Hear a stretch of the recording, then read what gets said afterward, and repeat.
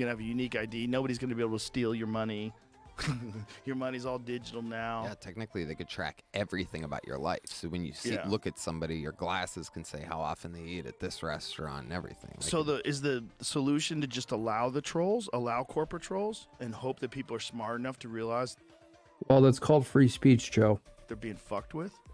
But like, what if those corporate trolls are shifting public opinion and it actually costs lives? That's where it gets weird. Like, what if they lie about something because they You know, remember Milton Friedman's old remark about free speech? The best solution to quote bad speech is more speech. That breaks down under the logic of social media, because you can have bot farms being spun up. You can have corporate trolls like this, and you can literally outweigh individual free speech with this automated sort of bot army approach. And so if anything, it's kind of, you know, an artificial intelligence question, you know, and whether or not you just require subscribers or whatever users to pay a nominal amount. they don't want to have responsibility for something that they did. So they obscure the truth with these corporate trolls, and it gets messy enough where people just argue it out. And, you know, if there are corporate trolls and they're trying to actually spin a narrative, run a cover-up, run an interference operation, don't you think that, considering that I can't believe we're saying 2024, we're living in 2024, I think the very thing that they're trying to cover up would come back and bite them in the ass, because it would be very apparent to, you know, real users, especially on Twitter or X right now, and maybe that will change in the future. And, you know, it'll be like Streisand affected to an extent. Out and they slide through. And, you know, when you think about the intentions behind who would they attack, what types of things would they try to manipulate, it's the things that would threaten them. Yeah. Need a little clarification on this. As I tried to dig through the article is paid for behind a medium, so I can't get there, but Paid for by Trolls Inc. Right, exactly. or you have to pay to get in there. I said that wrong. Yeah. But Right. They what got it actually says paywalled. behind it is 15% of the top 100 subreddits found to have content that was likely posted by bots or corporate trolls, specifically aimed at promoting certain companies or organizations. I don't know why that. If it's just like a overt thread talking about a specific company or a technology or a product, I mean, that's one thing. I mean, that obviously you're like, okay, something's weird here if they're just pushing some product, right? That's like 50% of the internet. That's why that's so hard to believe when we know how many trolls are on Facebook and Instagram, and there's constant trolls. I was looking at someone was getting attacked for something like pretty minor, but I was just like reading the comments of this page, and I do this thing now where I'll go and I'll read something that seems like a little weird or off or something, and then I go to their page. Oh, you're a fake account. Like, this is a fake account. You have no posts. And Joe Rogan, by the way, is increasingly more sort of, you know, like hardcore, I guess, from an alternative news perspective. And he's exposed a lot of these narratives. You're restricted. No one can see it. You have no... I mean, people have said that Joe Rogan has sort of woken up recently. But he's had to play this corporate game, right? You know, be nice in order to have a career, sign deals. And not so much with Spotify, not so much with the Joe Rogan experience. You know, no followers. You have like 15 followers. And one of the main reasons behind that is because Spotify, based in Sweden, the Scandinavian countries have, on average, you know, some of the most protections for free speech in the world historically. And that remains today as well. And so, what's his name who runs Spotify? Has allowed Joe Rogan and afforded Joe Rogan the same basic protections.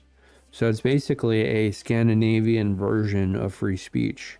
So Joe Rogan can say or do anything he wants. There's one or two subjects that he can't touch, which I don't think Joe Rogan would ever want to touch those anyways, and those would be illegal pretty much in any country. But, boom. And when we talk about globalization, I mean, this is kind of one of the, like, Spotify and some of the legal frameworks that you get from those countries. And I'm talking about Iceland, I'm talking about Norway, and I'm talking about Sweden. To a lesser extent, Finland. It's been heavily influenced by Russia. The Gulf of Finland borders St. Petersburg. They're literally miles apart. Finland was dominated and occupied by Russia for huge swaths of the 1900s. There are cities on the coast in Finland that were built by Russia. And even though Finland is its own ethnic sort of subgroup, it's not technically Scandinavian. On the eastern and northern side, it's also been somewhat influenced by Sweden. Sweden and Norway were one group of people that split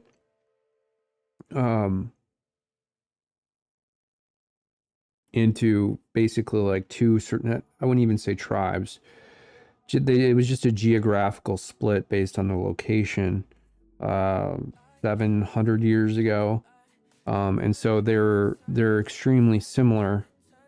And then Iceland, speaking of geographical splits, most people in Iceland are Norwegian. It's founded by Norwegians, and the main they can trace all Icelandic population to something like 5 Norwegian families. Followers like, oh, okay, this is fake. You got a fake account. Yeah. How many of these are there? How many of these are there that are just constantly commenting on? And the average IQ in Iceland is one of the highest in the world. The average IQ in Norway is very, very competitive. Same with Sweden. Things and trying to stir up bullshit. It's weird. It's really only like Asian countries, Singapore, Japan, and stuff that have a slight increase in IQ. But again, Japan, Singapore, and the like, they pay a heavy cost for that. There's a strict education regimen, intense math from a very young age. The family structure is pretty much, what's the tiger mother stereotype? It's very controlled, regimented. Obedience is instilled, so you lose a lot of the creativity. And so nonetheless, there's a trade-off there over time between creativity and independence and intelligence, and it's a careful balancing act, and nothing is perfect. But it is true that Scandinavians are extremely creative, extremely innovative. We could go on and on and on. Even products today. Spotify is an innovative and resilient platform. They're releasing open source stuff all the time. One of their main dashboards, it's called a platform as a service. They define this term, and now a lot of other software companies are adopting the same tactics. And it's legal. So if right now there's no law that prevents corporations from hiring people to pretend that they're a person, or using AI to pretend they're a person to put a narrative. And in some ways, Google Cloud Platform, GCP for short, was heavily influenced by the way that Spotify built its internal platform architecture. And so when we talk about innovation in Scandinavian countries, that's just one small example. Narrative out. If that's not illegal, like what is that? Like what kind of deception is that? Like you're not allowed to lie, right? Like if a corporation has found that they're lying about data, they get fined. If it's And I do have my mother's last name. My mother is Swedish, so I know a lot of sort of history about my family my mother's side of my family coming from Sweden and stuff. So I do know a lot about it, and there's a lot of freedom. And the other thing is that I'm a little biased, and I may not be the best source of truth in this, but this is also historically accurate to some degree. Scandinavian cultures place a high emphasis on women operating in battle, in war. I wouldn't say equality for women. I would say that if anything, and this is just pure observations from what I've seen and just studying basic cursory history of Scandinavian cultures, especially Sweden and Norway,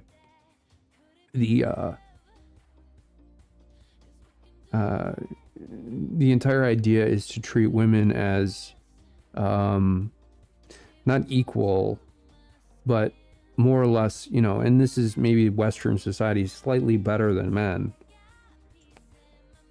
Found out that they're lying about environmental problems they've created or whatever, they get fined, right? They get in trouble. People could go to jail.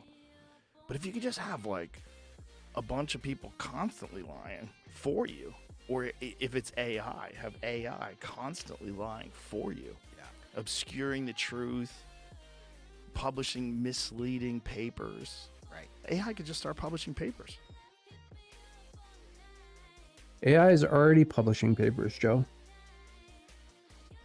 That's why this is such a delicate situation. The discernment of truth, I think, ultimately is what Joe is talking about here. And how you do that when you have so many competing interests cobbled together. Okay, so we weren't streaming on YouTube before, and I wanted to briefly just go over this Epstein situation. So this is the docket for the Guthrie versus Ghislaine Maxwell case. It's a civil case. And this is where Loretta Prescott ordered a bunch of names to be unsealed. But we see no docket entry for today related to the unsealing of a bunch of these records here. And this is sort of the table or the matrix format where each John or Jane Doe party is identified, and there's a specific order here detailing whether or not that information will be unsealed. And this is from December 18th. There's a 14-day stay to this order to allow for any appeals to take place. According to the docket, there has been no notice of appeal here. There's been one change or modification related to Doe 107, who requested a 30-day extension. That's it. That should not impact the release of all of these names. Even if it does, January 22nd, 2024 would be, I guess, given the information we have now, the day that we could expect this to sort of, come to a conclusion, so to speak, and get released. Look at this. $3 to do a basic search on Pacer. How ridiculous is that? Our tax dollars fund the judicial branch, yet we're still required to pay $3 for this isn't getting any records. This is a search of the docket. $3. This is another way the federal court gets away with concealing information, because it would be a lot easier to search for a bunch of cases. Yeah, you have third-party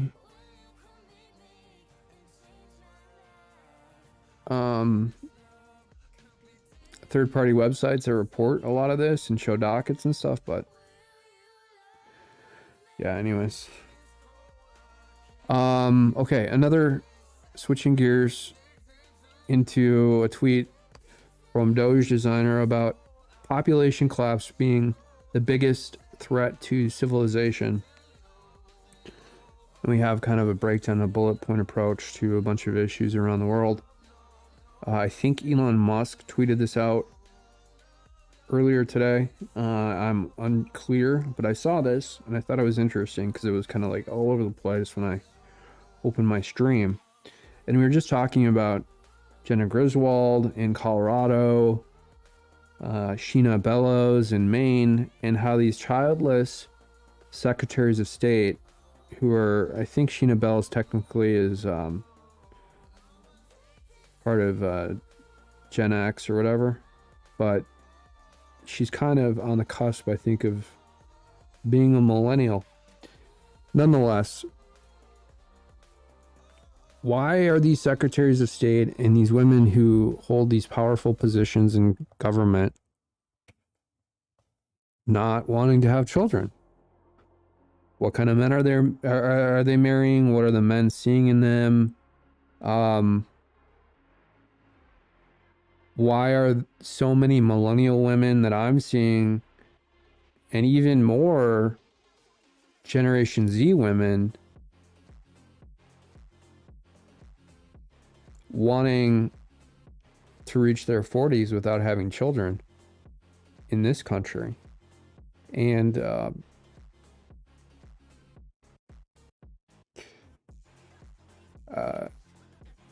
I don't know. I'm clueless. This isn't my expertise by any means, but you can see what this is doing to society just in those two cases with those two secretaries of state. It changes your worldview and your perspective on how your decisions impact others, because they don't care if their decisions tear this country apart. It's not like they have kids that are going to inherit this country. So, a couple of interesting notes from this tweet. South Korea has a record low fertility rate. Not that China needs any more people, but they're experiencing 1.09 birth rates. Japan, 18-year-old slip. Japan, there's not a lot of Japanese on the planet, so is this going to go the way of some of these Native American tribes that died out? You lose the language, you lose the culture, and then it goes down to 5 or 10 people who speak the language after hundreds of years of conquest. I'm not saying that's going to happen to Japan, but this could happen to any culture. This could happen to any civilization if a basic birth rate is not maintained.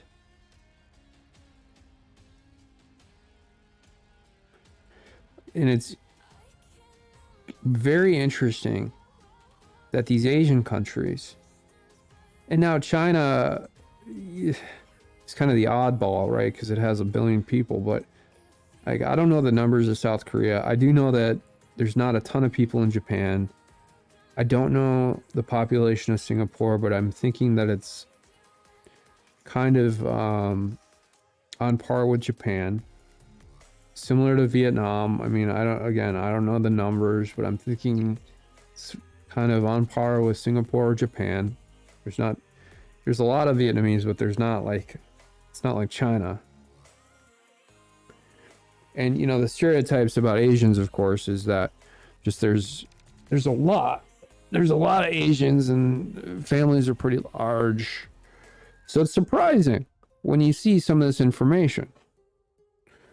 Now, Italy is a culture that absolutely cannot be lost. 100%, right? Speaking as an American who,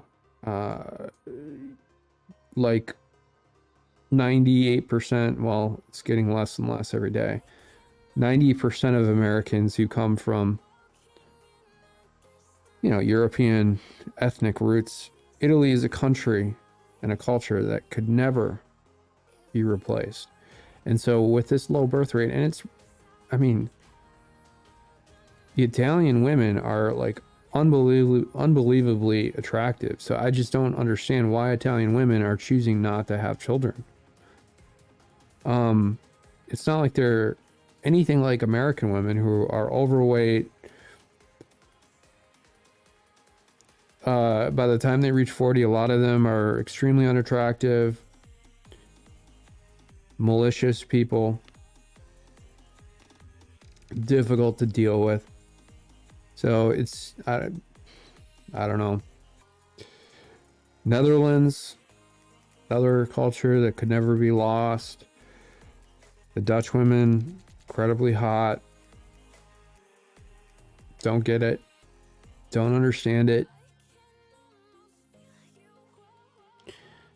Now, then they talk about a specific state here, Indiana,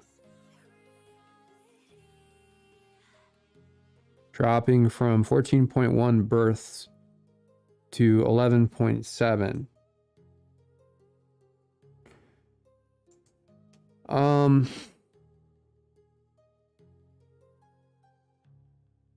Seems like a huge dip. And I wonder if this is because of the fentanyl crisis. And because a lot of our tax dollars are being diverted for foreign aid and wars and all this other bullshit. Just basic healthcare and stuff is not really, yeah, we have government funded healthcare, but we're still paying, even if you're on Obamacare, 100, 200, 300 bucks a month for that. More like 200 or 300 now if you're under 40. As soon as you hit 40, that number spikes.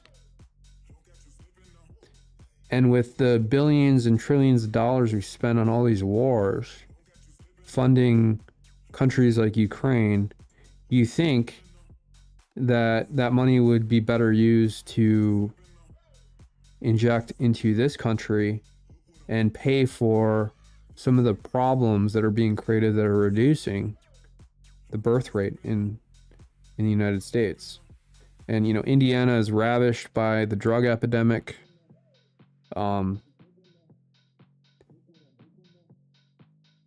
I think of fentanyl and I think of the opioid crisis in this country, I think of places like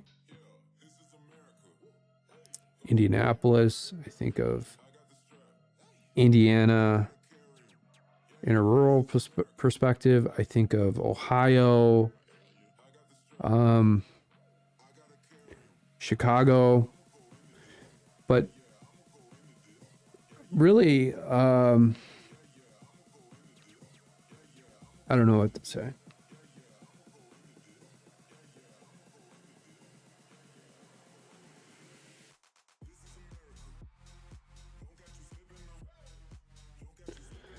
It's such a simple problem too. Look at Oscar Herrera says, incentivize having kids. Hungary has done it. People are saying, I can barely afford my own life, much less another. Yeah, that's like 90% of millennials. Even if you have a high salary, it still becomes almost a conspiracy theory to consider having children. With prices going through the roof.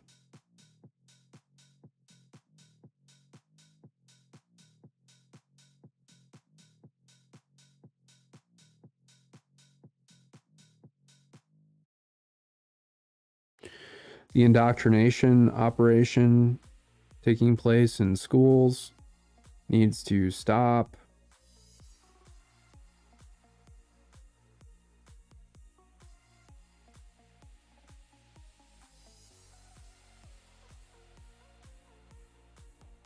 A lot of people are citing inflation. But it really does come down to women and women's choices. As much as men can complain about this particular issue, I think the issue really does remain with women. Now, I'm not talking about fertility with men or whatever, or any of those issues, which does actually, men have control over that. But, you know, women are in control of societies, birth rates, families. And I feel like it's this hyper feminism mixed with DEI, where everything is rigged against men. And it really is. I can tell the story where, you know, I've seen engineers with 20 or 25 years of experience in their mid 40s or 50s or whatever. And then like a 25-year-old woman will get a job and suddenly she'll become a director with very little experience.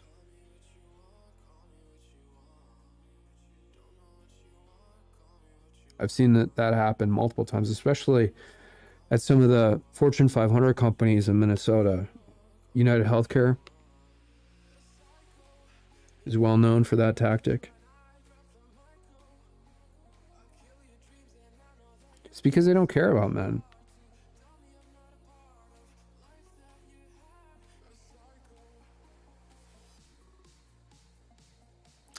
Here's a good response from Elliot.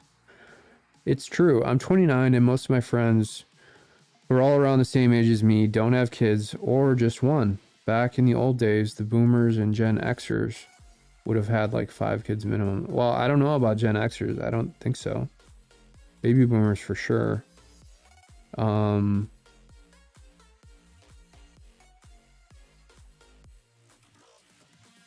think baby boomers destroyed this.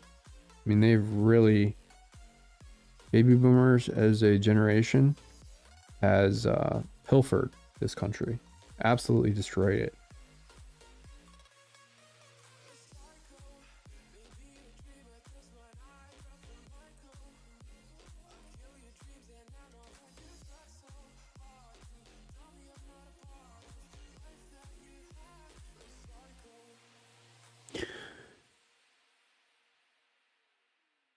Never Share says,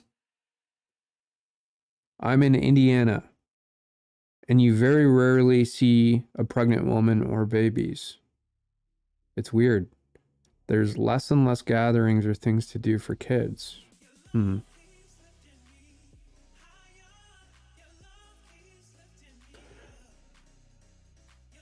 Without citing any actual evidence or an article, this person says, decreasing in developed countries, but rapidly increasing in underdeveloped continents. Little grammar issue there. This is scary, to be honest. Oh yeah, of course. Manraj Meena says the population of India is around 140 CR. I don't know what that means. It's like 1 billion people. It means India can play a crucial role in world's demography.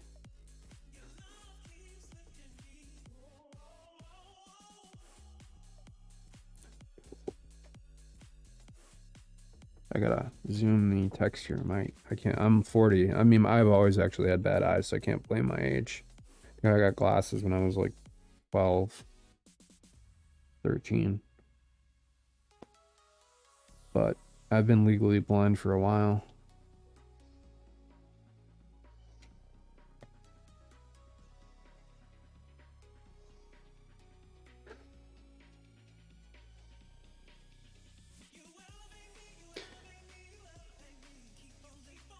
Why this new generation is having fewer kids needs to be investigated. Well, I don't know if it needs to be investigated. I think we have like a census. We have a lot of research into this issue. I think we need incentives and money being... This is one issue where you can pump money into it, and money has a direct correlation to producing the intended impact.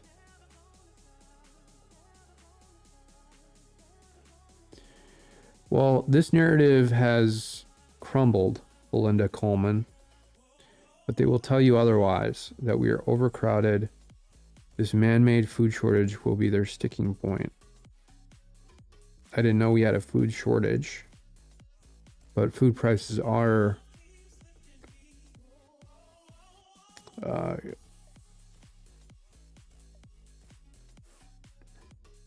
getting worse and worse by the month. Jadorian says, whoa, wait, hold on a second. Indians too? This is serious. Wait, what? Indians are like having tons and tons of kids. I haven't seen anything in here regarding how there's been a major population decline in India. I think they're talking about Indiana, right? Oh my God, I can't believe I'm doing this.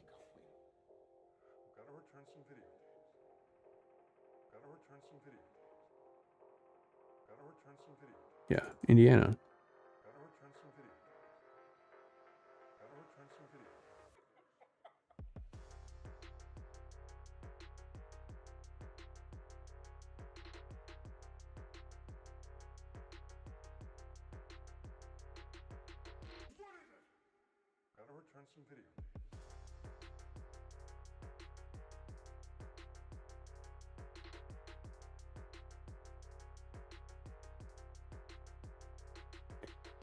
I don't know. I see.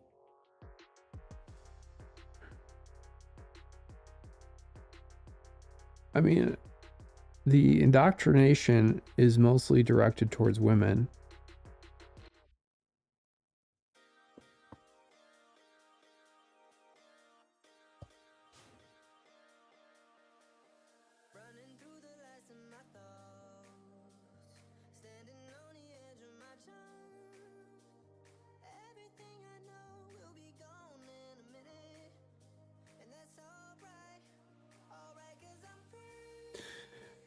Here's a good comment by Joanne. Can't both work full time and have a house full of kids. People can't afford to have kids anymore. Capitalism is the problem. I think that's true. Remember in the 50s, one income could support a household.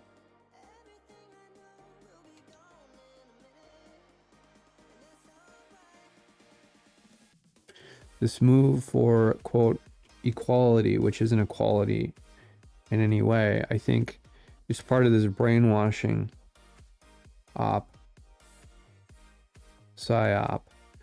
I hate it when I hear this whole thing like women should be equal with men, because, you know, I could show this Judge Judy clip. Women are not equal with men. And I say this from kind of an alpha male worldview. Not that I'm an alpha male, but I'm just tapping into it. I'm saying that alpha males are alpha males to protect this ideal that women are slightly better than men.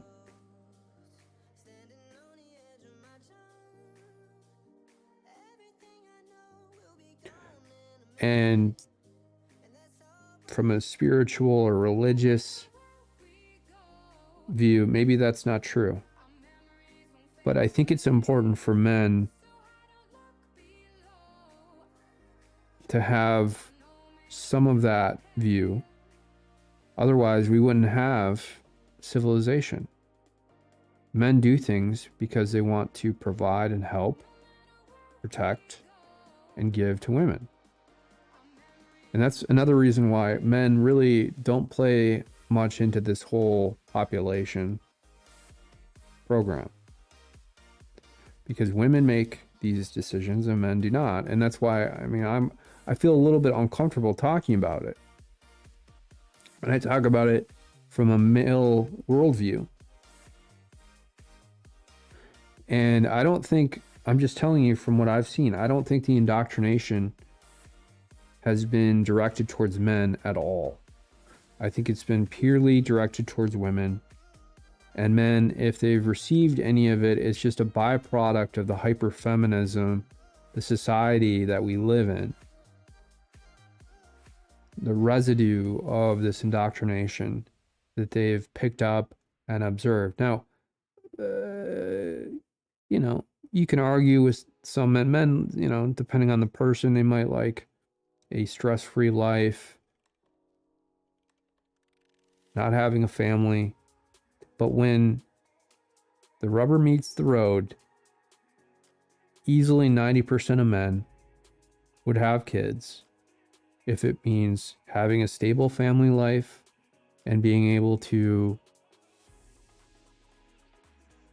you know, provide for a woman. And this isn't me. I'm just talking about, you know, everyone I grew up with, all, you know, people at work. I mean, this is just normal male stuff.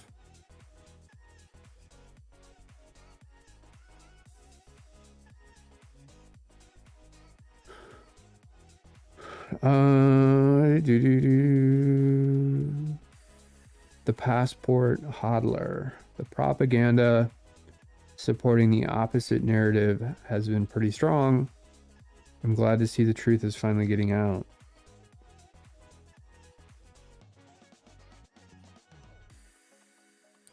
CeeLo says, Muslims lead in every birth category. Well, and that's one of the problems too when you have a low birth rate, is that your culture gets replaced by other cultures. And do the Judeo-Christian value system that we have in the West, do we want that replaced by Muslims? I don't think so.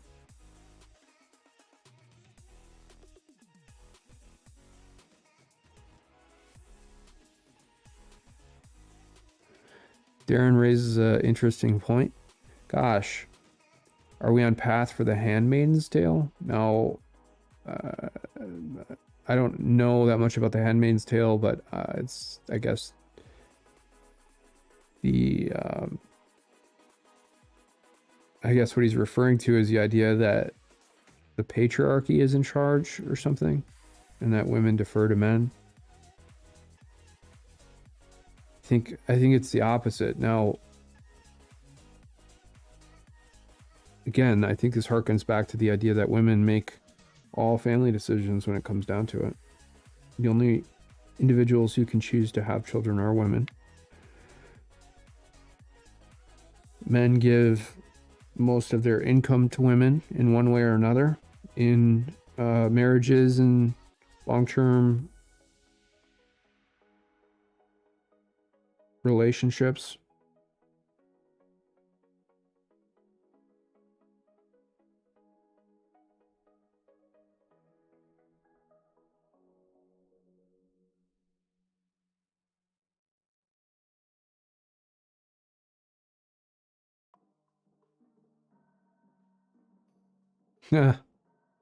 Nick Nabhole says, although India needs to stop procreation for a generation. They keep on talking about India, but they're talking about the U.S. state of Indiana.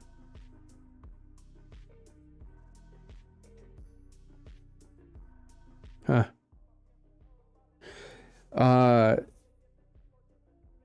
It would be funny if someone commented about the Amish. That's the only problem that the Amish have. The Amish live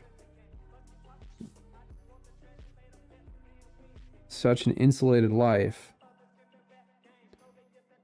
but they're constantly dealing with population decline because they're not bringing in outsiders, new genes, new DNA.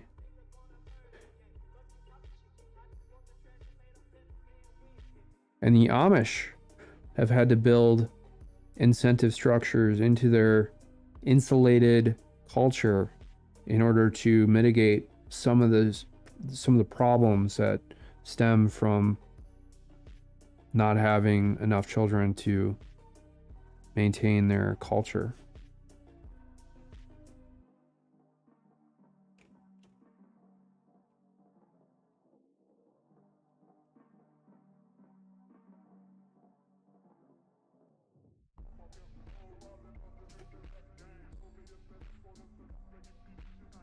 Huh. Todd, with a complicated Greek last name. I know the answer. More immigrants. Huh.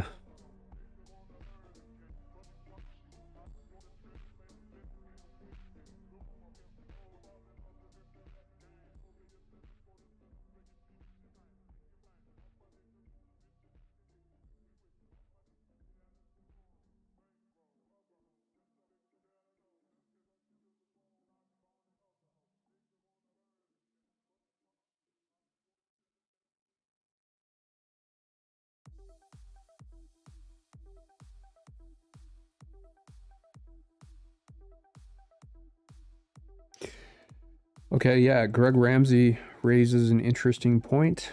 Negative population means full-time depression that cannot be resolved. People have no idea of the economic impact. True. Rosa Velez, the Pope, with this rolling eyes emoji.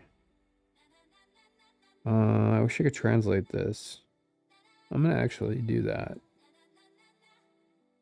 I'm assuming this is Vietnamese, so let's...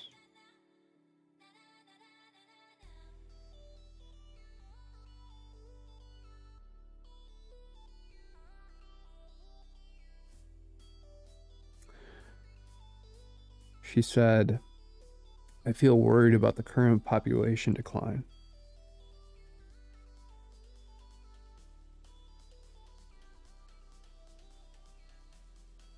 No, if this is a bot or what? No, it's not a bot. Someone in Vietnam. I don't know, maybe it is a bot. Who knows?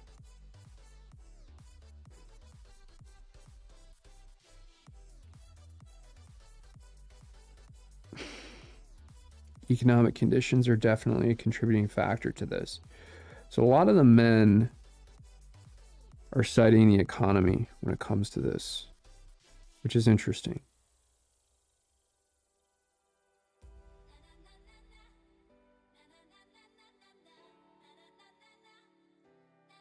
Charles Cleary says, it's because our country is run by a bunch of fools. Very true.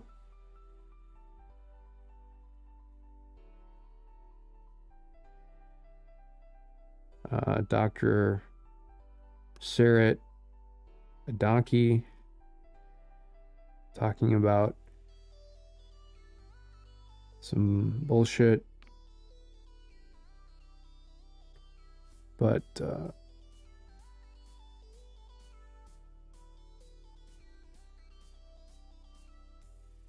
San Javier, an open marriage, yeah.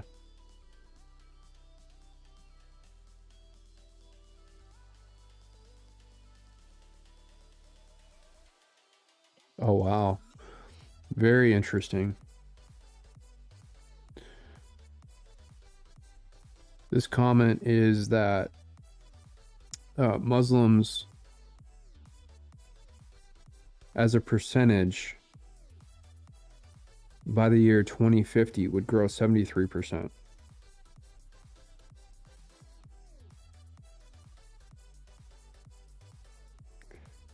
Hindus are going to grow around 34 or 35%. Christians, 35%. Jews, 16%. Pretty obvious who the winner here in the increase in population is. Muslims, by the year 2030, grow to just under 27% of the world population, and where they stand today is around 25%. So 2% increase, not huge, but with 6.1, I think we're already at 6 billion people right now, so this must be a little bit outdated. I don't know. Interesting though.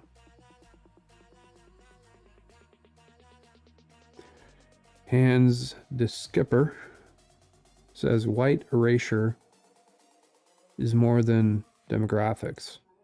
It's the degradation and replacement of Western kind and its expressions culture with non-whites and their expressions culture.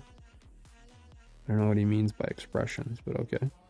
Maybe he's European or something and English isn't his first language. But I do agree. We're seeing that happen as everyone predicted.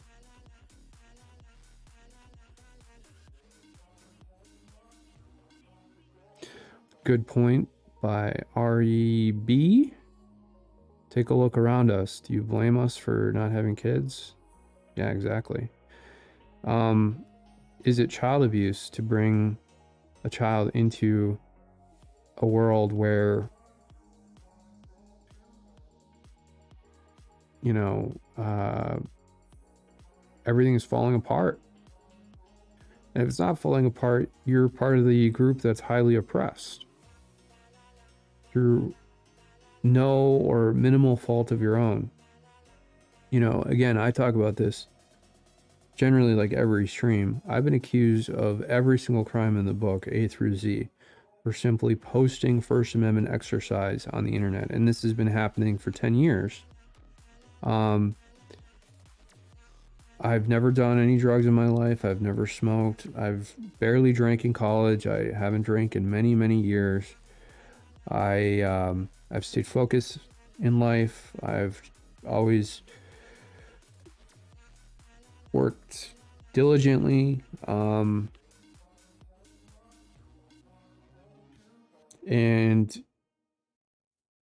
if you state your opinion on the internet, apparently, I guess that's, you know, you can be accused of every single crime possible.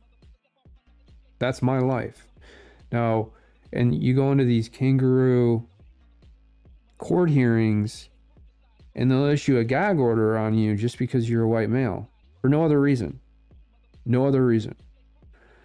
I think it was like 2016 or 2017. My house was raided by a SWAT team. Okay, so I was swatted. And I was in bed with my then girlfriend. It was very early in the morning. Not only was that experience terrifying, by the way, it happened 2 years after a wild and false allegation. Now, it took years more to get the actual documents to show actually why they did it, but they claimed at the time that I had a Match.com profile from like 2015. 2 years, that was up for like a day. So, what the fuck? And 10 years later, I'm still getting hit in the mainstream media and accused of everything. And, you know, I never knew these women at all. I'd never talking to them. And when this started coming down and like they were issuing these gag orders on behalf of these women that I didn't even know their names. I was like, what is going on here? I couldn't believe it. I still can't believe it, honestly. 10 years later. Still can't believe it.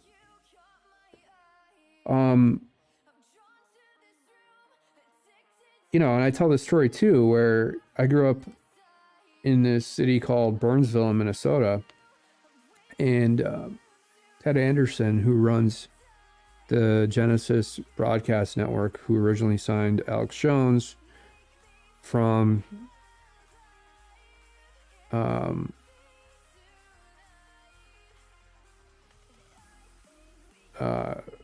you know, what are community TV in Austin, Texas, community access. His office was not that far away from where I grew up, and so there were stickers everywhere.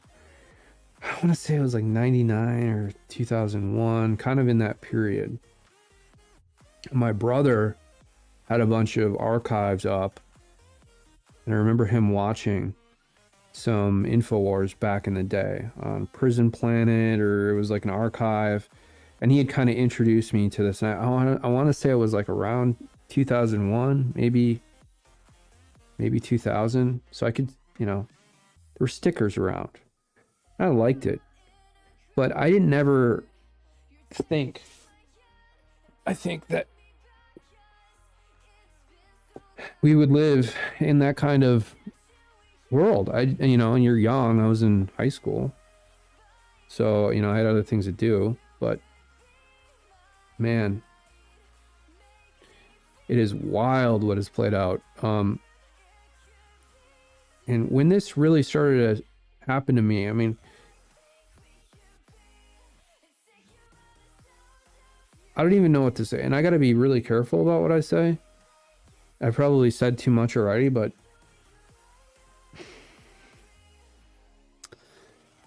our country has fallen apart. Now I'm talking about my life as sort of a microcosm of maybe what other people have experienced around the country, with just a bunch of oppression and tyranny and communism and socialism and this hyper-feminism. And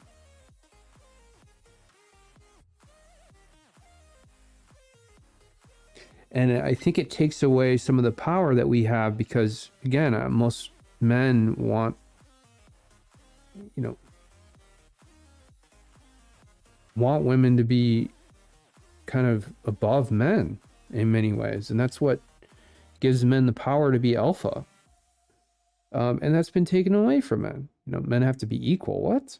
Men aren't equal with women. Women are superior and have way more skills than men in a lot of areas. And I'm not saying that's the case for everything in life. You know, men are stronger physically.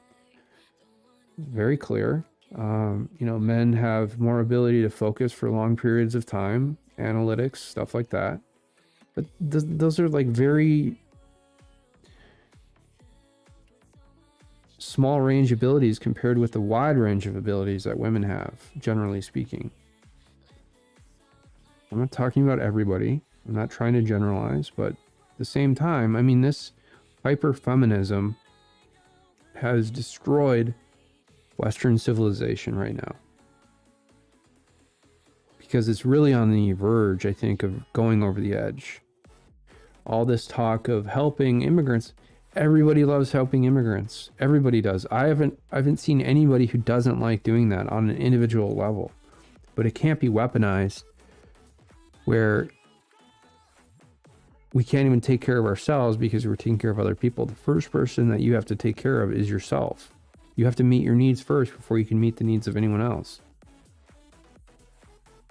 And like the globalist approach for immigration, and these are all, I think, talks from families that went way, way back. I mean, I've talked about my mom in the 90s complaining about the Somalians and the Hmongs coming in, but there's so little you can do about it. And if you bring it up in public, even then in the 90s, you were somewhat ostracized. So you had to be really careful. You could only bring it up with your friends, trusted coworkers, that kind of thing. And now there's a backlash where people just don't give a shit and they'll bring it up in public, including me.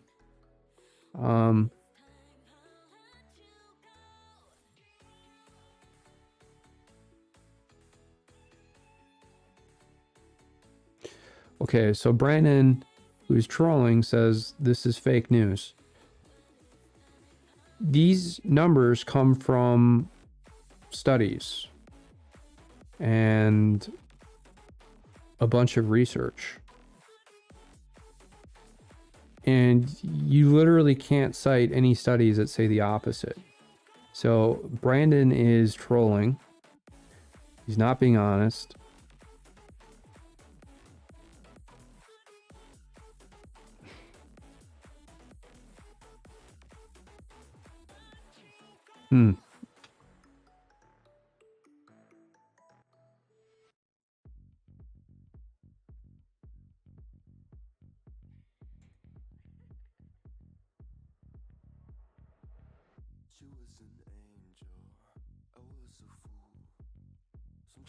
Oh, I know what else I want to share here.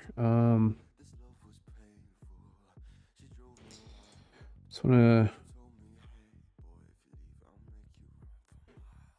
talk about George Floyd's autopsy toxicology report. And he was rocking the Delta 9 right here.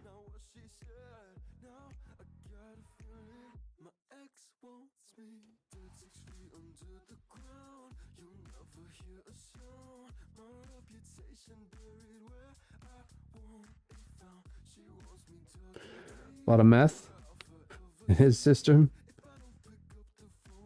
A bunch of fentanyl. A bunch of straight up weed. Wow. I mean, this is like incredible. How many drugs can you possibly take? Morphine too. Holy shit. I wonder if that's because they injected him with morphine at the scene because he was in so much pain in the ambulance or something. That could be true as well, but I think that's probably true because the result is 86 here, meaning I think a pretty strong result. But amphetamines, meth, I don't know what 4-amp is. I don't know what Coda 9 is.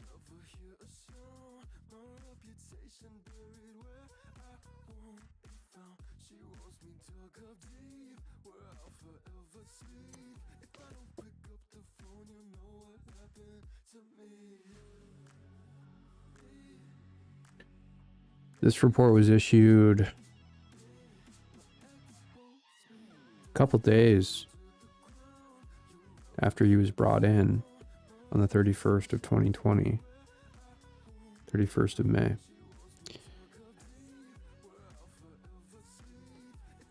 And, you know,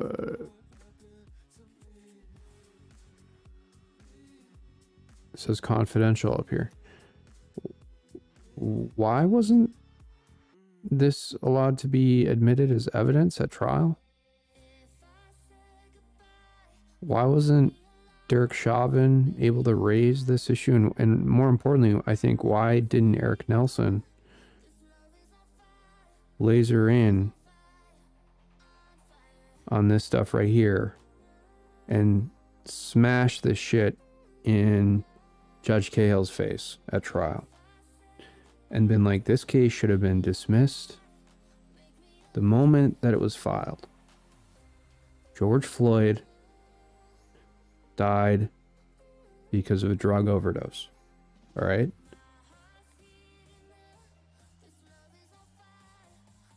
My client, Derek Chauvin, played absolutely no role in George Floyd's intake of all of these drugs here on the toxicology report. Boom, case dismissed. So it begs the question why we had this media circus, why, you know, in the state of Minnesota and a lot of these states and these county prosecutors do this. I'm not saying this is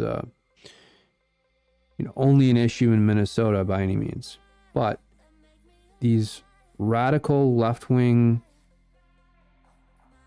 state attorney generals like Keith Ellison, George Soros funded,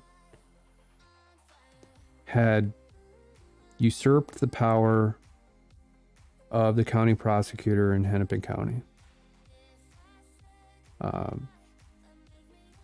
Freeman was the former county prosecutor, if you remember. And I mean, they were trying to oust Freeman for years and years and years, and there were just protests after protests after protests. And Minneapolis police were pretty brutal in a lot of these cases and probably did act illegally and unethically, like 50% of the police departments in the country, but probably more than 50%. But we're talking about this one case with Derek Chauvin. Okay, Derek Chauvin, if you don't want him to be a cop, let's, maybe sanction his license. Derek would be great in another career, but to destroy his life, expose him to hardcore physical trauma with him being stabbed 22 times in federal prison, is another issue altogether. And we're talking about the attack on quote unquote like white society. And I don't mean to sound racist, but that sounds incredibly racist. But Derek Chauvin is a white man, right? And this was a racial case. And that's why I'm bringing this up. And white men are constantly attacked in this country. Derek Chauvin being the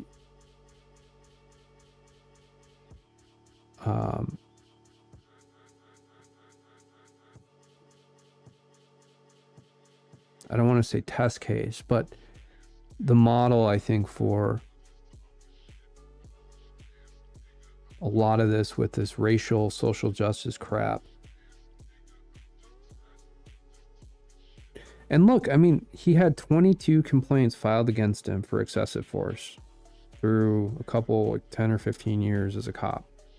He probably shouldn't have been a cop. Get him out of the police force.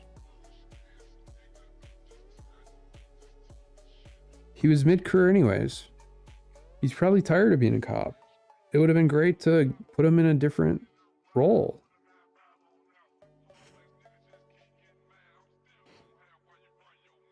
But to destroy his life because of George Floyd, and again, I'm not trying to lessen what happened to George Floyd. I mean, if someone is not able to breathe and you have your foot on his upper back, I mean, common sense would tell you, like, let's get this person help and let's take my knee or my foot off of his back. It's just common sense. He wasn't I mean, was he resisting or was technically he may have been resisting, but it was more like because he was super high on whatever he was taking. Clearly we know was probably fentanyl and the meth and some of the amphetamines that he was on here. So, and he wasn't like violent. He wasn't hitting anybody. He was just like kind of shaking and unresponsive and not obeying commands.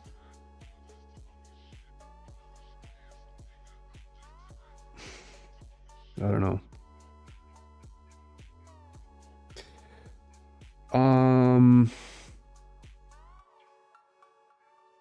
Oh yeah, I forgot to mention. So this is let me bring this story up here with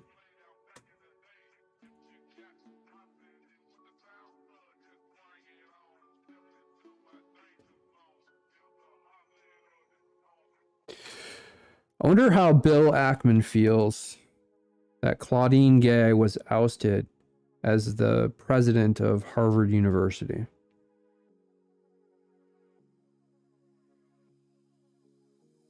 Well, we know.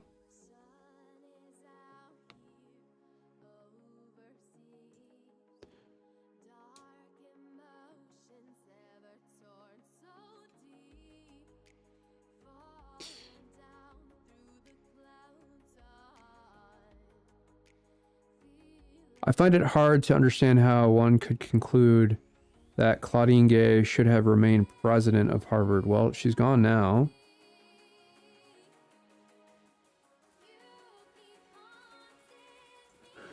this, if I'm an expert on anything in legal situations, it's these gag orders and, quote unquote harassment, because I've never harassed anyone in my life. I have very powerful people who have taken gag orders out, by the way. These are not average people.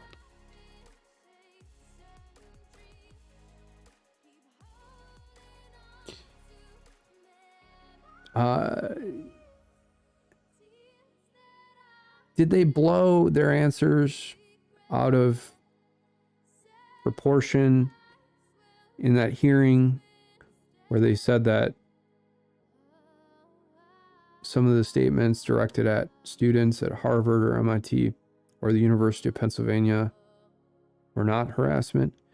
I mean, this is coming from someone who is, for anything I post, that this First Amendment, peaceful and lawful First Amendment exercise posted online, constantly accused of harassment for doing this in 2016 and 2017. And I would never imagine saying these statements, like, to the river, to the sea, Palestine must be free. I would never say that unless I'm explaining it like I just did. I would never say it as a way to advocate for Palestine. Do I think that statement, as well as others, like when the Ayatollah or his minions in Iran call for the, quote, genocide of Jews, do I think that that's not bullying or harassment? That's an easy answer. Absolutely harassment. And the university presidents, I think more than anything, shouldn't have been coached by a law firm. They should have showed up and given real answers. Why do they need to retain and pay whatever the law firm was a bunch of money to have politically correct, massaged answers to these questions? Why couldn't they have just given answers directly from their heart, from their core? That's the troubling piece for me, because especially Liz, what's her name, from the University of Pennsylvania, I bet you if she would have just given her instinctive answer, I don't think she's anti-Semitic or anything. If she would have just responded without thinking too deeply about it, it would have been fine. And I don't know anything about their tenure as presidents of their respective universities. Obviously, two of them are gone now. But look at Harvard. So now Claudine Gay resigned. They went after her for some plagiarism crap.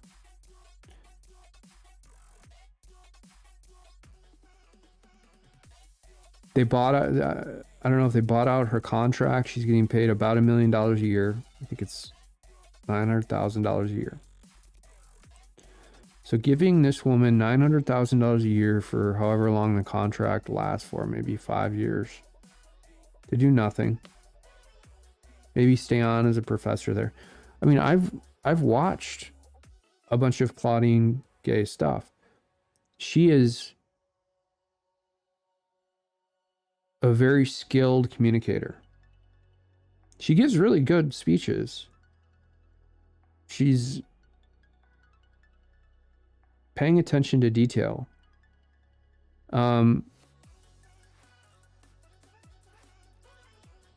don't know. I'm not going to comment on any of the plagiarism allegations and stuff, but she should have done a lot more, obviously, to protect Jewish students. You know, what strikes me too is that one of the students who got up, and I think she technically was from MIT, she was a graduate student, I think, getting a PhD in something. And she was she explained that her father was from, I think, Afghanistan, and her mother was Jewish. So she's on the fence between Muslim culture, her father, and she's a Jew. And you had a lot of these students, Muslim students, but others too, harassing her because she's a Jewish student. Yet she also has one foot in this sort of pro-Palestinian culture. And she was saying these presidents need to go. Like, there's no reason that I should have to walk on campus and hear someone calling for the genocide of an entire population of people. And then you have the pro-Palestinian protesters saying, well, that's exactly what Israel is doing right now by leveling Gaza, yada, yada, yada. There's no win. You cannot win in this situation. If you're a university president, the only thing you can do is respect that you're not in a position to solve these issues for anyone, but you are in a position to ensure that no one can incite violence against groups of people. That's it. It's a very simple solution. Very wise, surgical, simple conclusion to the matter. And they didn't take action soon enough either, right? Like Claudine Gay waited and waited until there were congressional hearings on it. 2 months in. Where Elise Stefanik, who went to Harvard, had to really put her on the spot in that hearing. And she was livid. She was pissed. She had justifiable anger. But I mean, how big does the Harvard endowment need to get? I think it's sitting at like 100 or 200 billion dollars or something. Wouldn't that money be better used in state schools? We're talking about this immigration crisis, right? All these legal immigrants coming in this country. No one ever talks about using the Harvard endowment to fund the education of those legal immigrants or funding the housing for those legal immigrants, right?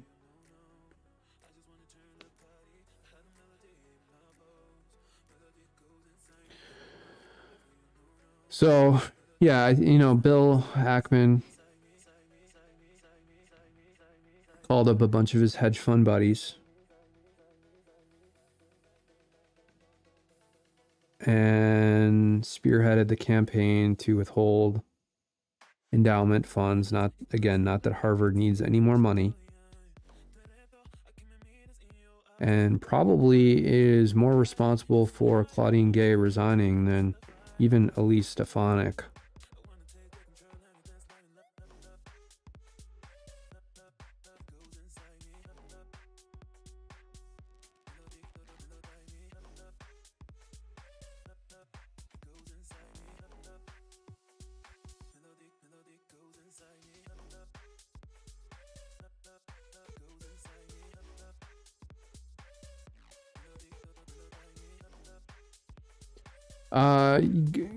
Interesting comment by Zachary Foster. Is there any evidence to this claim?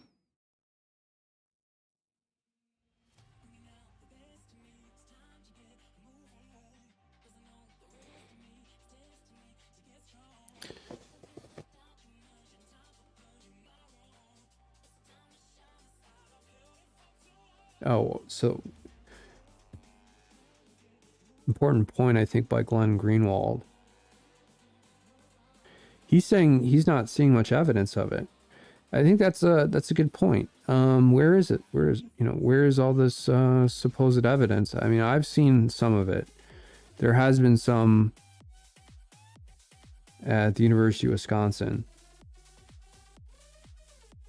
where they haven't explicitly said these statements, but they've said other things that I think are a little bit softer than that, but they're still incendiary.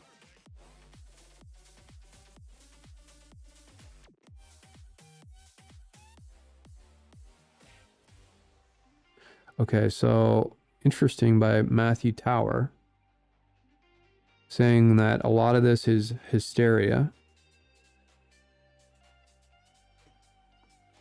And then comment here by Dr. Michael Rechtenwald saying they're using this to justify censorship and exonerate Israel's ruthless eradication of the Palestinians.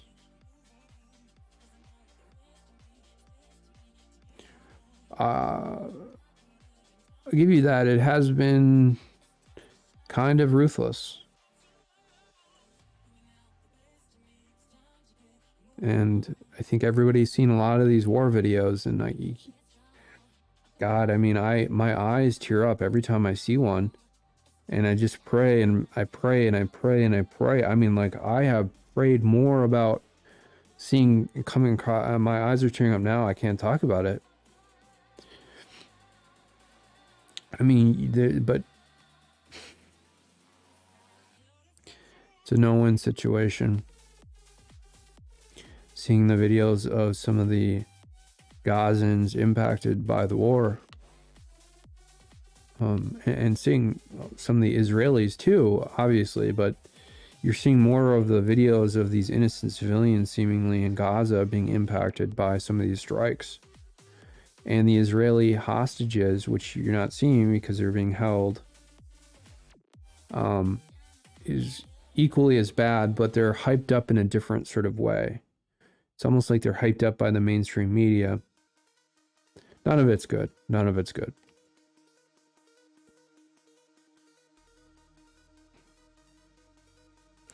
Okay, so Dorothy Brooke says, as a neighbor and parent of a Penn student, you're right, it's fake. Interesting.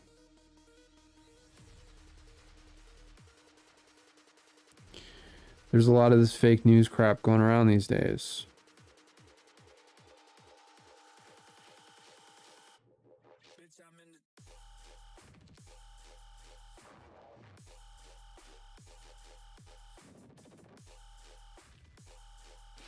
I think people are seeing the pro-Hamas protesters, and they're having this vitriol reaction, and they're blaming some of the indoctrination and brainwashing that is going on some of these college campuses.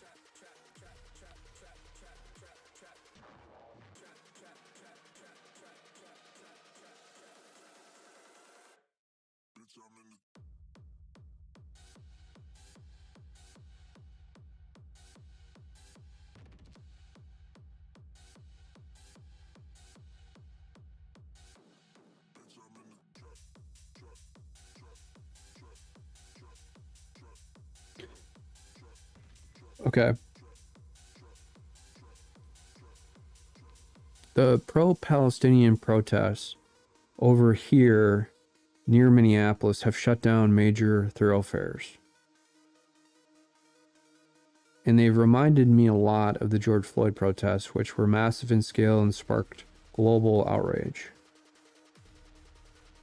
Half of Minneapolis was spray painted, burned down, vandalized in the George Floyd protests.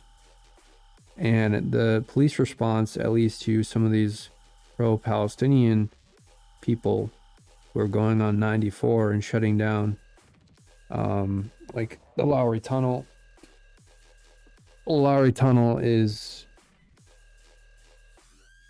huge vein or an artery in and out of Minneapolis, and shutting that tunnel down for the morning commute is a big deal. And even before George Floyd, a lot of these crazy protesters in Minneapolis were shutting down 35 coming into Minneapolis when there were way more commuters. This is before the pandemic. And this has continually gotten worse and worse and worse. And they're incredibly annoying. If I were to, not saying I wouldn't, because I'm not into their stuff, but let's just say hypothetically, or as an argument, I was involved in some of these protests, I would get thrown in prison for 10 or 15 years, where one of these Muslim immigrants who shows up to the protest or plans it, and they would spend like a day in jail.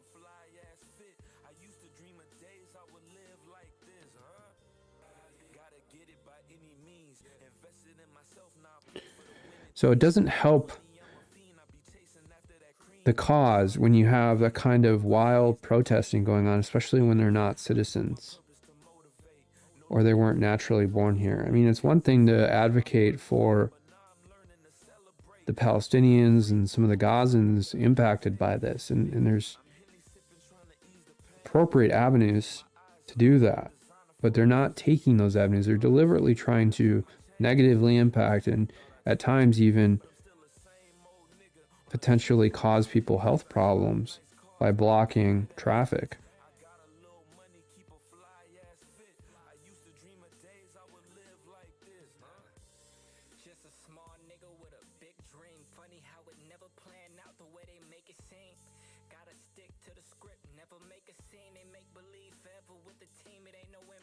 I wonder what Glenn Greenwald is seeing in Brazil. If other protests are happening on campuses there, and whether or not he believes that this is a product of kind of a national hysteria.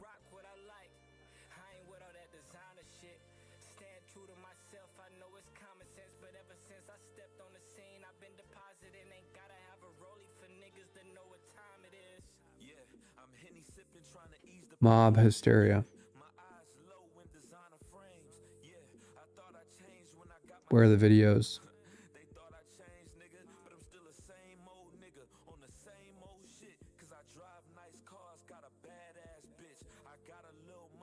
Huh. Picture of Colin Powell lying about weapons of mass destruction at a Senate hearing.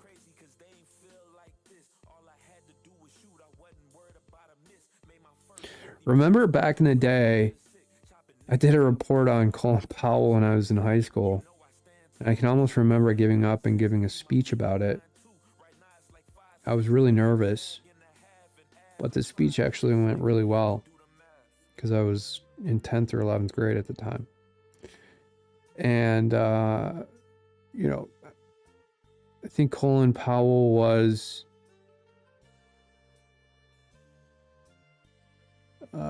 he held a very senior position in the U.S. military in the first Gulf War. He gained a lot of fame and notoriety from it.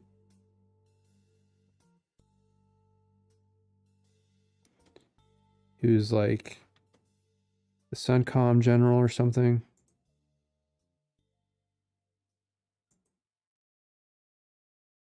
And I believe when he became defense secretary in the Bush administration and when he started pushing these false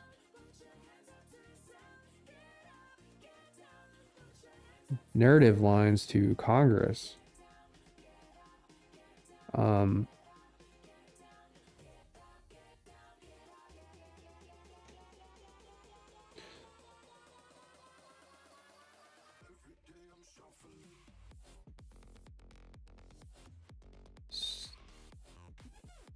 okay, so Colin Powell was the chairman of the Joint Chiefs of Staff during the first Gulf War.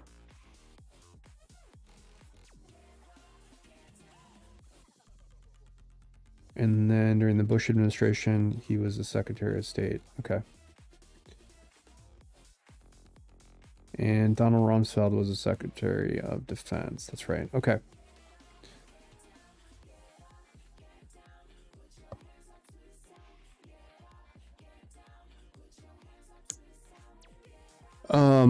But yeah, I mean, they had kind of like built this personality for Colin Powell as the chairman of the Joint Chiefs.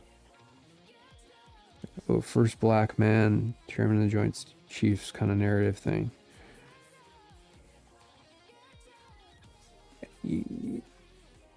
In the, I mean, it just shows you how, you know, the whole pattern, the cover up, I think, if anything, that they had built for Colin Powell and then used him as a tool to push this lie in order to get us involved in the second Gulf War. And, you know, you could have a lot of people argue that the first Gulf War was justifiable, helping Kuwait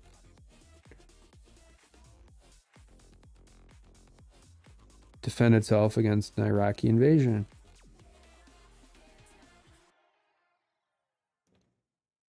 And we have a couple of bases in Kuwait, I think we did at the time as well. I mean, we just gave up a huge Bagram base in Afghanistan for nothing. But we waged the first Gulf War to protect a couple military bases in the oil in Kuwait. Doesn't make much sense, does it?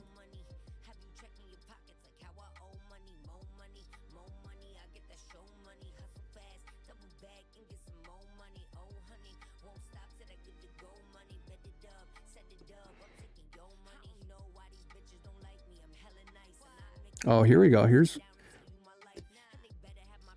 one clip. I'm not even going to play it because I know that YouTube will strike it, but someone did provide a link.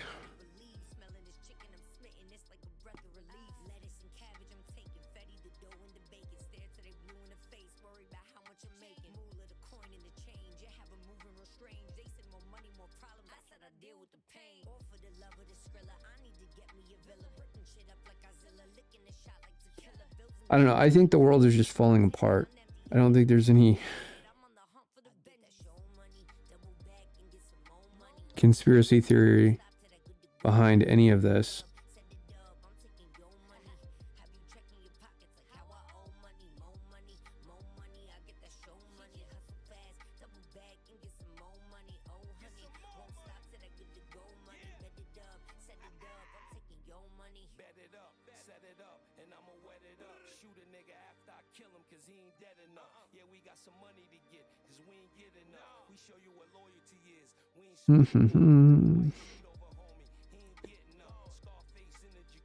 All right. I will probably stream tomorrow morning. Still looking for the Epstein list.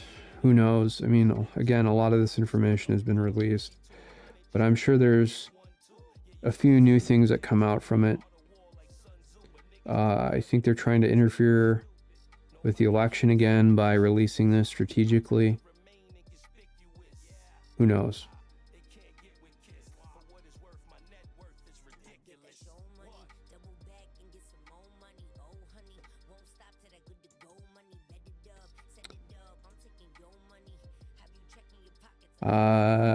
Let's see. What time will I stream tomorrow morning? I'm not sure. I guess we'll just play it by ear. Probably stream tomorrow night as well. It's kind of been a slow start to the new year. A lot of people are hyping up Bitcoin right now. And again, my prediction is that in 5 years, Bitcoin, with the advent of hybrid quantum classical computing, will be not seen as the ultra, primary ability to hold value, because wallet encryption will break and we'll have quantum computing capable of stealing every single Bitcoin on the planet from people's wallets. Even if you put your Bitcoin wallet on an air-gapped USB drive, not accessible to the internet, quantum computing will still break the entire blockchain. There are quantum proof algorithms, but they haven't been fully tested because we don't technically have really a functioning quantum computer yet. So they're all theoretical algorithms.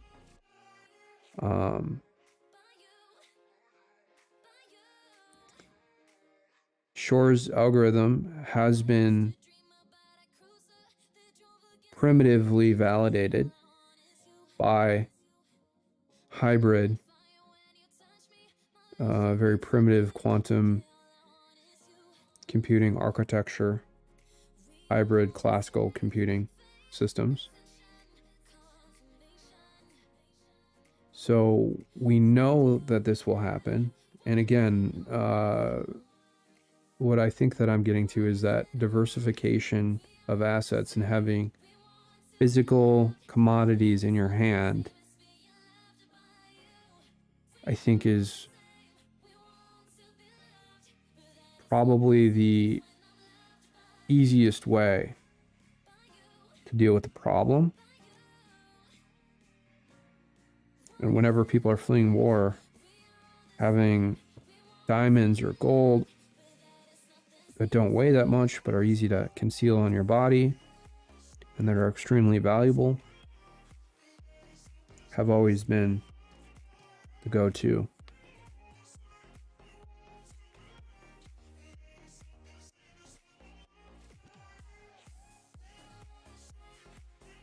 Will Bitcoin be obsolete when quantum computing comes out? Maybe, maybe not. I don't know. I think unless we have some major changes to the way some of this stuff is encrypted, it could theoretically be obsolete, for sure.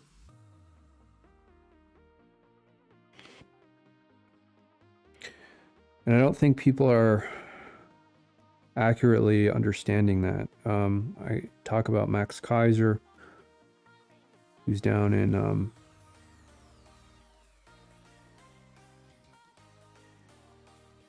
El Salvador. A lot of comments on the internet that I've seen.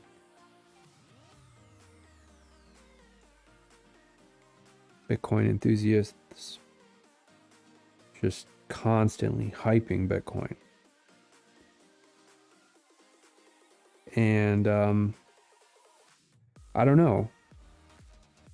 If it hits $200,000 or $100,000, I think a lot of people would just immediately cash out. And the volatility of Bitcoin is one of the biggest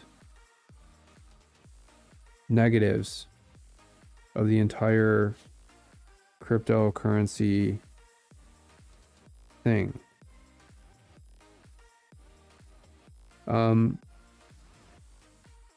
And the stability of a government-backed currency is the major selling point of, the euro or the US dollar. And frankly, it's probably the only selling point, is the fact that you can have faith that that dollar will be worth something similar a month from now or 2 months from now, and that if you invest that money, that you'll receive a positive return on that. Now, what degrades that entire selling point, and it's what is causing a lot of the issues right now, is inflation, clearly, because then we're having a negative return on the dollar. Your dollar is not buying you the same thing a month from now that you think it will. And so as the stability of government-backed currencies declines, you're naturally going to see, I think, more people talk about Bitcoin and talk about how important it is to have an economy that has a major reliance on cryptocurrency. And the Coke of, the Coca-Cola of all cryptocurrencies, the main one is Bitcoin. And I think that's kind of a natural sort of pivot that a lot of people would move towards. But I would, real estate, land, commodities. The other thing is, though, like, if the country collapses and there's a quasi-apocalypse, commodities aren't really going to help you that much. I mean, diamond is good for cutting things if you have specialized tooling. But, you know, unless you have like a hardcore lab or facility or something, it's not going to help you very much. Gold is good for electrical stuff because it's extremely conductive. So I guess you could melt gold down, but why would you do that when there are similar other products that are less costly that you could do?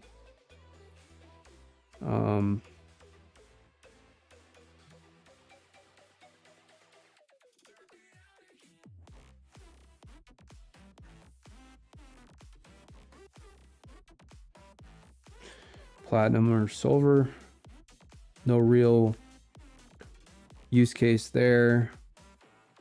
Wood, timber, I mean, there's a major use case there.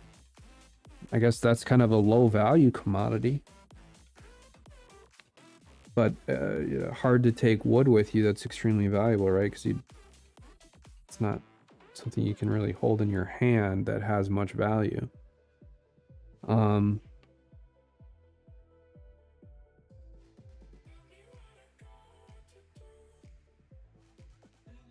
So commodities are short-term solutions to long-term problems. So, you know, maybe commodities aren't the answer either. Maybe they're a bridge to get you somewhere else, to buy you timber or food or something else that you might need. That's why I think diversification is your best bet.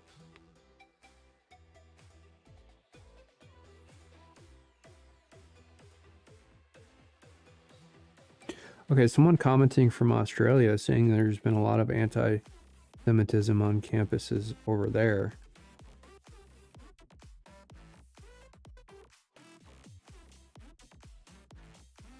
I think people are getting way too conspiracy minded about all this stuff. I think the world is just falling apart and they're thinking that there's some planned struggle session or psyop behind all this. I mean, it is true that there's a lot of hardworking Jews in this country who work in media and work in banking. But, you know, and there is something to be said in working the legal system. And there is something to be said that there's some cabal among certain insulated groups that are kind of like cliques almost, especially in the legal system in New York, especially. But is it pervasive enough to create like this conspiracy that I think people are trying to make this into? No, absolutely not.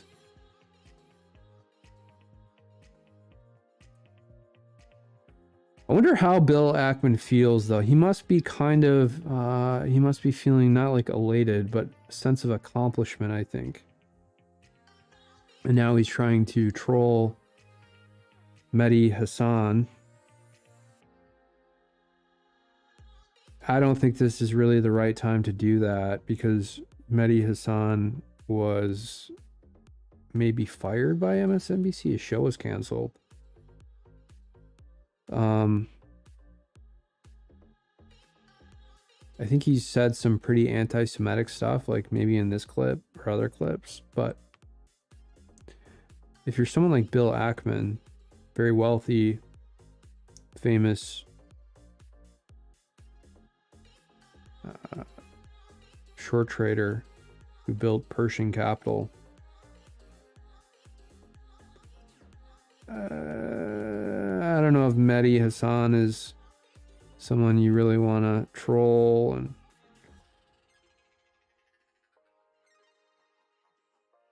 But you know, it's clear he feels kind of a sense of accomplishment regarding Claudine Gay, right?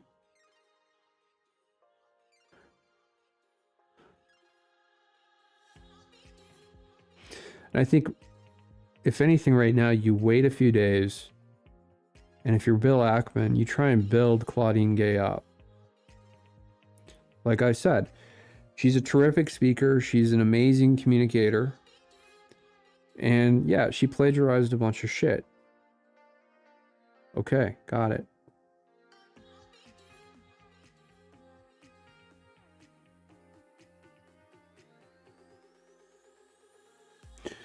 And I think this whole plagiarism thing with ChatGPT and Bard and all these other generative AI tools, you're not going to hear as much about it because everybody is going to be plagiarizing because we're going to be using ChatGPT. You know, it's just kind of like baby boomers who are foolish, Michael Cohen coming to mind, who then try and use it without actually doing some basic fact checking on some of the citations it produces. But as general, like actual rewriting text, especially in legal briefs and stuff like that, Michael Cohen could use, and no one would really know. He should have done that and just, you know, cited the cases manually.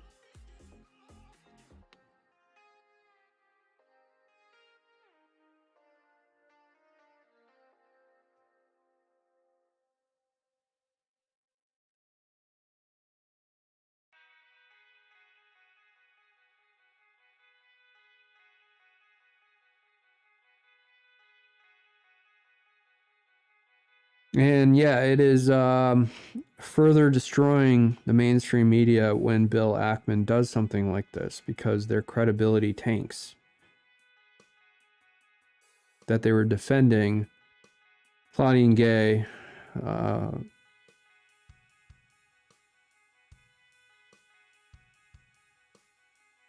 Well, this is actually a good question from Zinnia.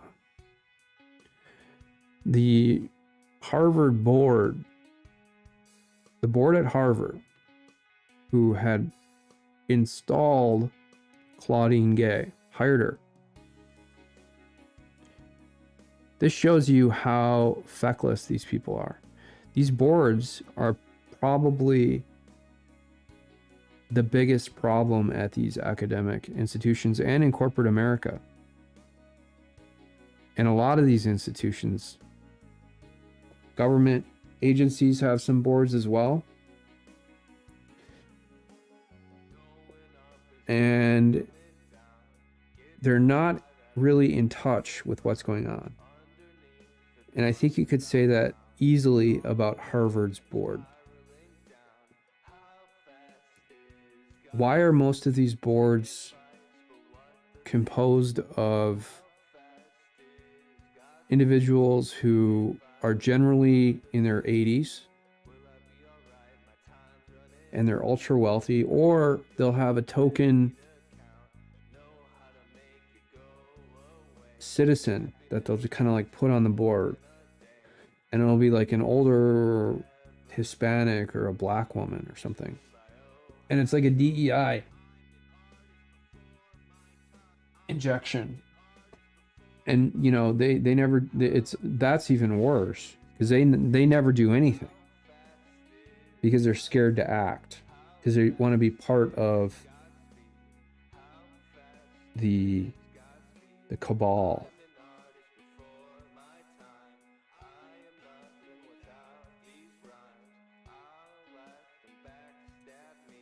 You need disruptors on some of these boards. But the whole reason for a board is to provide stability. So there's this inherent tension between putting someone who's a disruptor in one of these board seats. Now, Elon Musk is someone who really balances both of these two concepts, stability and disruption.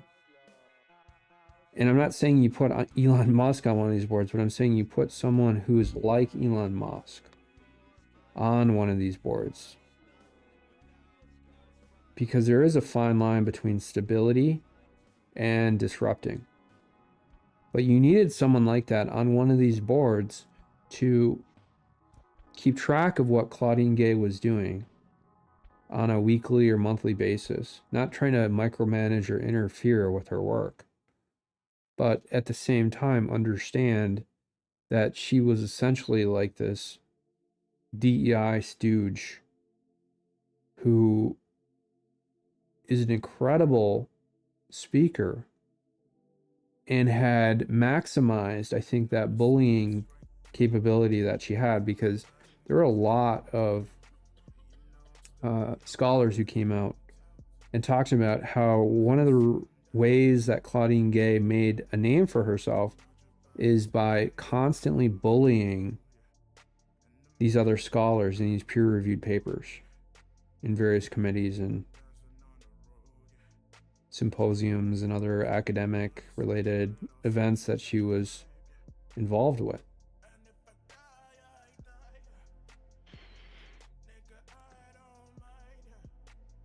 Because she's such a talented communicator. So it's someone maximizing their core main skill.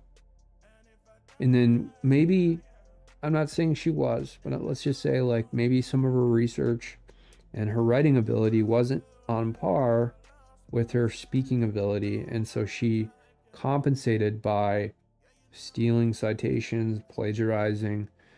Maybe she was strapped for time, so she just excerpted huge chunks. And this is back in the day before, of course, ChatGPT, generative AI, and some of these other tools. So she got caught. I think everybody does this. Like I seem to have less like direct verbal communication ability, and I have more analytical ability. I have a better ability to write and consolidate my thinking into very brief, well thought out statements, unless I'm strapped for time.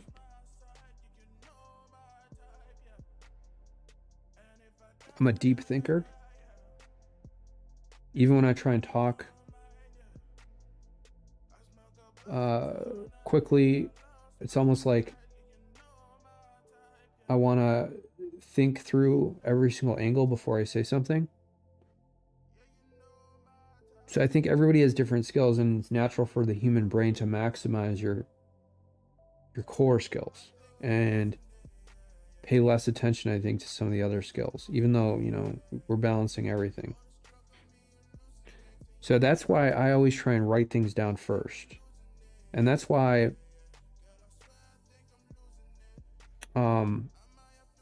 live streaming is so unique, because you get this unfiltered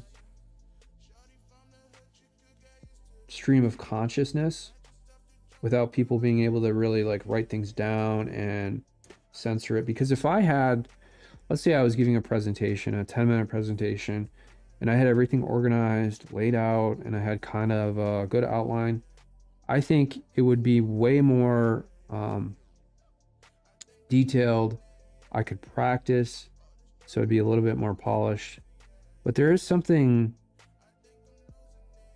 raw and authentic and warming about hearing people's true feelings, their true thoughts, without even them being able to fully censor or think about the things before they actually say them. And this is exactly where Claudine Gay went wrong in this hearing with Elise Stefanik, where you could tell that she was just giving a law firm statement, and she wasn't being true to herself, and she wasn't being honest with Americans and the committee itself, and students at Harvard and Penn and MIT. And that's why I think, you know, okay, so she wants to go in, she wants to represent Harvard University. Okay, she wants to talk to a few lawyers to make sure. But to like overdo it, if that were me, I wouldn't even have talked to lawyers. I would have just been in maybe like, okay, a few things, but knowing that they were going to ask a couple questions. Well, most of the questions were going to be about anti-Semitism on campus, harassment on campus. Knowing that, and I've been in a lot of these gag order hearings where people have tried to constantly censor me.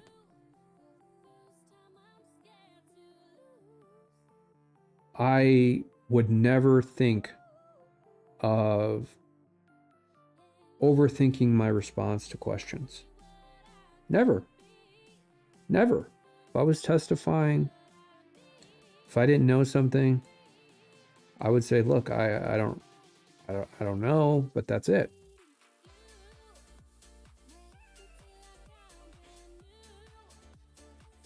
I think that's the real reason that Claudine Gay was fired.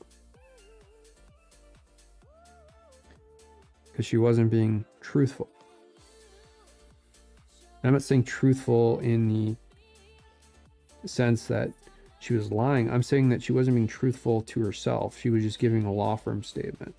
She should have just said yes, or, you know, some of these statements are outrageous and I fully condemn them, or I disavow any notion, yada, yada, yada.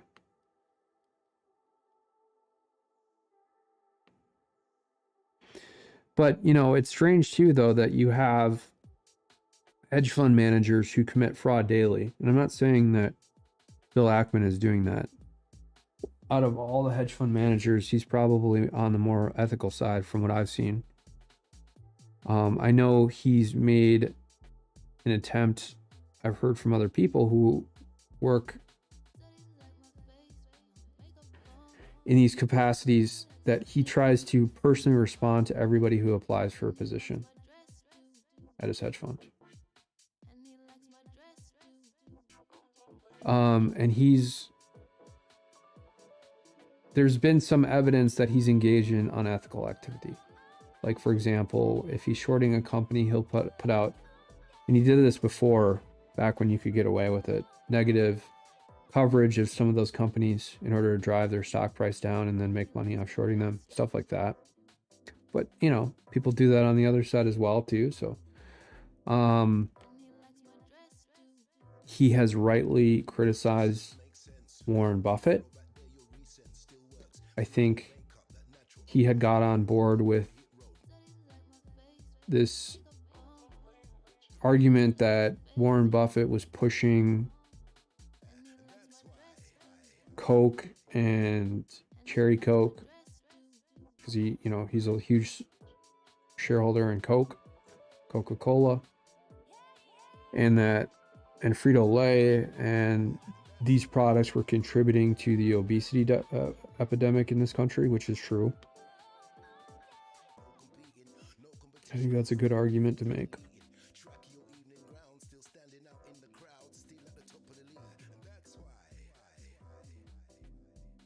This is a funny headline.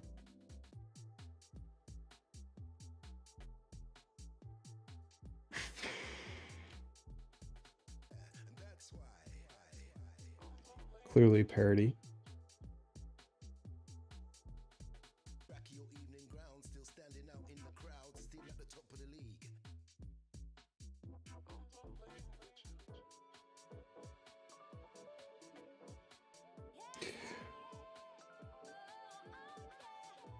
Yeah, I mean,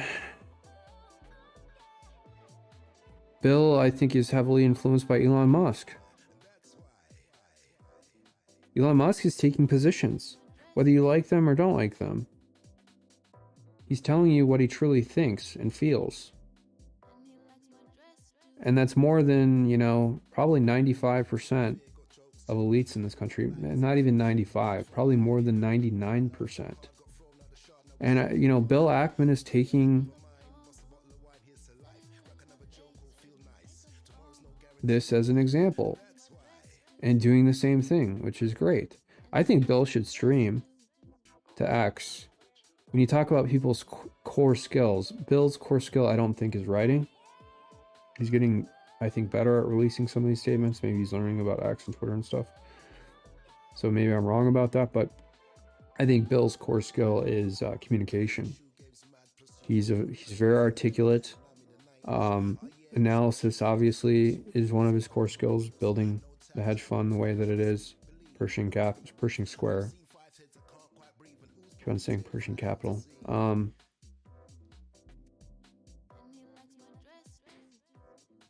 right, it's getting late, so I'm gonna go to sleep. I will see you guys tomorrow morning. We'll see what happens with this Epstein list. See what other news comes our way. See you later. Bye. Thanks for watching Command HQ with Brock and Agent X. We'll see you next time.